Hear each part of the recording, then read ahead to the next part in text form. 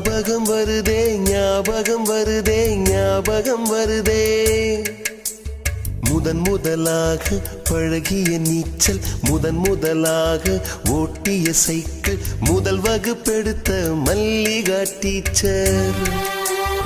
முதலாக அரும்பிய மீசை முதலாக விரும்பிய இதயம் முதலாக எழுதிய கடிதம் முதலாக வாங்கிய